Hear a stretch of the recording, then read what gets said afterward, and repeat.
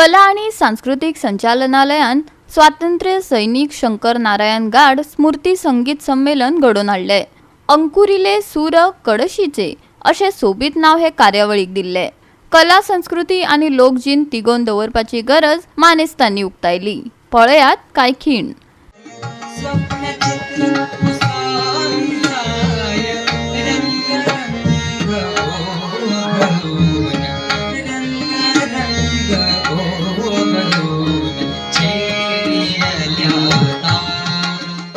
कारण आम्ही तो अनुभवला नाही, पण पुस्तकातनं मुलांना शिकवताना तो अनुभव घेतला। पण स्वातंत्र्यासाठी का आम्हाला स्वातंत्र्य हवं होतं आणि त्या स्वातंत्र्य मिळवण्यासाठी काय हाल अपेष्टा या कुटुंबांना काढले असेल ते मला वाटतं उमेश गाड त्यांच्या आई आणि त्यांना माहीत असेल की कशा पद्धतीचं जगणं त्यावेळी जगत होत्या।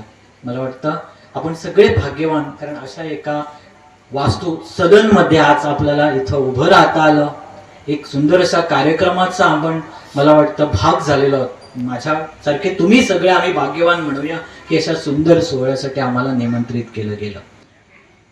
अंकुरले सूर कडशीचे, कडशी गाव आणि याच गावातलं एक नवीन अंकुर, आणि मला वाटतं गुरुवर्य नाना सोलकरांनी खूप त्यांचा चाहता आहे म्हणूया की सदोदित नानांचे आशीर्वाद आम्हाला मिळाले की आम्हाला एक आनंद वाटतो। आणि नम्रता जी आहे ती नानाकडून आम्ही शिकली, आणि नानानं सांगितलं म्हणजे असे नानांचं गुरुवर्य नानाचं ज्यावेळी या गावाला आशीर्वाद मिळतात, मला वाटतं नवीन अंकुर मला वाटतं सदोदित या भूमीतून पेरतील आणि रुजतील आणि मोठे होतील यात तीळ मात्र शंका नाही। कोणताही अंकुर बहरायला त्याला वारा लागतो, वातावरण लागतं, परिसर लागतो, आणि मला वाटतं ते काम आपल्या सर्वांना करायचंय।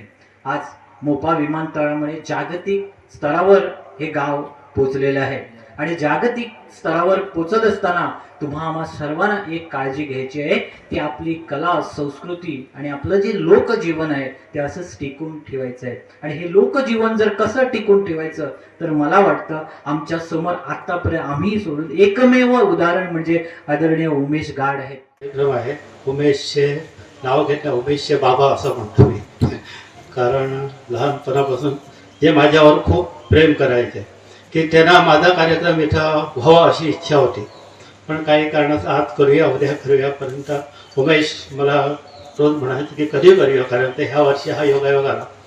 तर ह्या कार्यक्रमानिमित्त त्याच्या बाबांना मी ईश्वर चरणी श्रद्धांजली वाहतो। त्या घरामध्ये राहणं तेवढं सोपं नाही, परंतु ते आजपर्यंत इथं एकटे राहतात। नदी वाहून गेली, पूर आला की त्यांचा संपर्क तुटतो, तरी सुद्धा ते जिद्दीनं इथं राहतात आणि सामाजिक सलोखा त्यांच्याकडे आहे। आपल्या आजूबाजूच्या लोकांना सुद्धा त्यांचं सहकार्य आहे।